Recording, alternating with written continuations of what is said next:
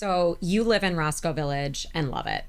Let's talk about what some of the pros are to living there, and then also what are some of the cons. Yeah, I think there's a lot more pros than cons, but there are a few downsides to living in that area. But first, the pros. The one thing I always think about is Roscoe Street having all those restaurants there, right? It's our little restaurant row. It's the best. Yeah, I think of it as like the West Loop with Randolph and Restaurant Row, but just like a minier version of that. And quaint. It's quaint, yeah, and it has every type of cuisine, right? There's a pizza place, there's an Italian place, there's a Mexican place, there's Breakfast house, there's wine bar. You know, it's they have sports everything. bars. Turkish, Turquoise Cafe, yeah, it's a Turkish restaurant. Anyway, they have everything there, and we utilize that all the time. But outside of that, I guess a con would be that there's not as much of a going out area, restaurant area, bars and whatnot outside of that. There's some on Western, there's some on Belmont, but that's just very much like the hub. So if you want to be in Roscoe Village, like that's the area. I know what you're saying. I would also contradict that by thinking about the fact that Roscoe Village is such a great residential neighborhood, and that a lot of the homeowners there do have families. So are they looking for nightlife all the time? Probably not. If they need that nightlife, it's there. It's close by. You might have to take a cab to get to, but for the most part, it ticks all the boxes for eating, retail, conveniences, walkability. Yeah, I mean everything is there. I'm just saying it's kind of concentrated in one area, whereas if you compare it to like a Lakeview, a Lincoln Park, near North Side, right? It's kind of like all over. There are some like hubs, but there's a lot more going on. Roscoe Village is pretty small though too. Yeah. It's a small area. It's also a really nicely maintained part of the city too. The alderman takes great care of making sure that the streets are clean, that the sidewalks are, beautified. It's the parks are really, really well maintained. There's a lot of green space for as condensed of an area as it is. Well, they had this new pedestrian plan put into place. A lot of P's, alliteration there. Along Belmont that's being extended outside of that, but it went from a 4-lane to a 2-lane with parking. That does slow down my commute. Yeah, it slows down a lot of people's commutes. But the sides of the street used to be parking at certain hours, right? Rush hour headed east and then headed west at the end of the day, right? You couldn't park there because they turned into 2 lanes to help with the traffic.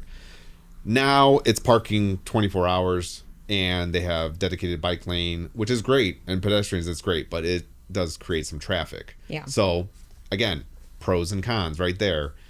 It's very walkable, right? We love walking in the area, but the traffic has increased along Belmont.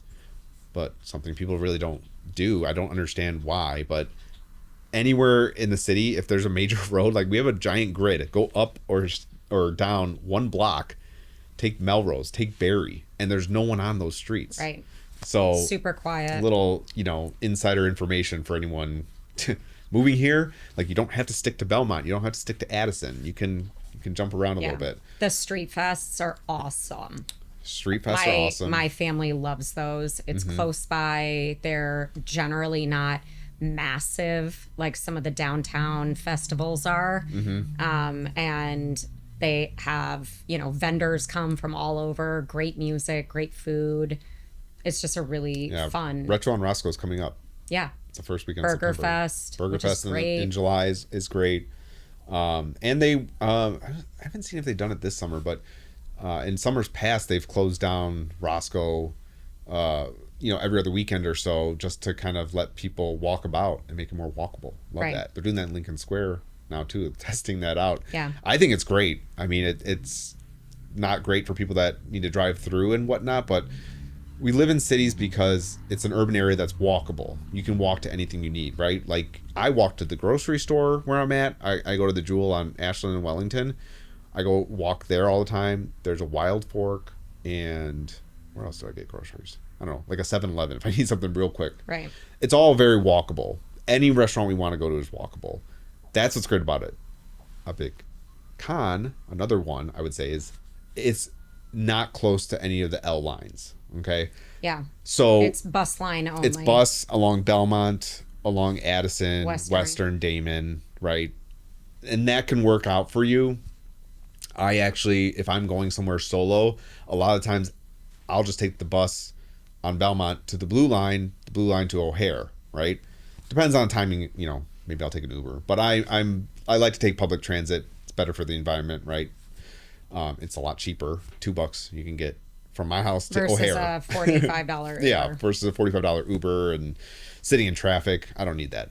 And then you can walk to the Paulina Brown Line stop, but that's about 15 minutes. That's not really convenient. You know, a lot of people stay along the Blue Line corridor, the Brown Line, the Red Line corridors within 10 minutes walking. If it's more than 10 minutes, it's kind of a detriment, right? Yeah. 15 minutes is kind of a max, but that's the closest, you know, stop. There's the Brown Line Southport stop as well, but yeah, again, and then everything that's up and down along Western, like there's not a single convenience that you can't find. Right. It's such a main stretch, and that's a quick road too. Western is a really quick road. If you're trying to get north and south in the city, Western is a fast drive that not many people may think about. Well, when I was first living in Chicago and going to grad school, I lived in Wicker Park and had an internship in Evanston, and I would take Western in the morning. Yeah. Versus 94. Right. It was faster. Yeah, who would think to do that? But right? Yeah, it works. But yeah, it was faster. It would take me, I think, 35 minutes to get from Wicker Park to Evanston. So that is a big convenience. But, you know, Western, you talk about the convenience of it, but it's a very busy, wide, crowded street, right? It's very much like a boundary. It feels like a boundary to, and it is to like North Center. And you know, on the other side you have the river.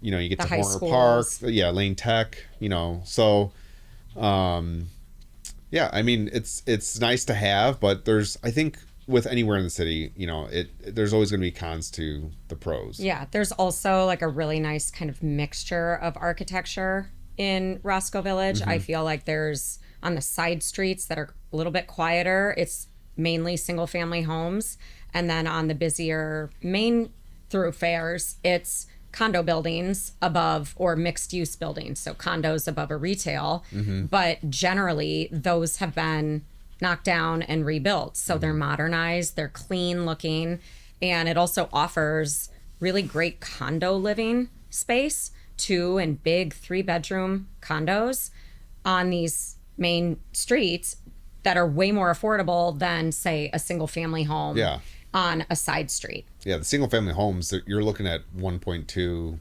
1.8 and up, right? If it's a double lot or triple lot. But it's just it's a good mix. So, you know, it's not a neighborhood that prices people out of living there. You can get into Roscoe Village for, you know, $350,000-$400,000 for, you know, a starter condo. And if you want your own lot, your own single family, I mean, you can do it, you know, but it is more expensive. It's just, it is what it is. But there is a nice mix, like you said. Some people might not like that as much because it's not as dense as some of the other areas. And like we talked about in the beginning, you have that one area of, you know, restaurants and whatnot, but it's a calmer lifestyle.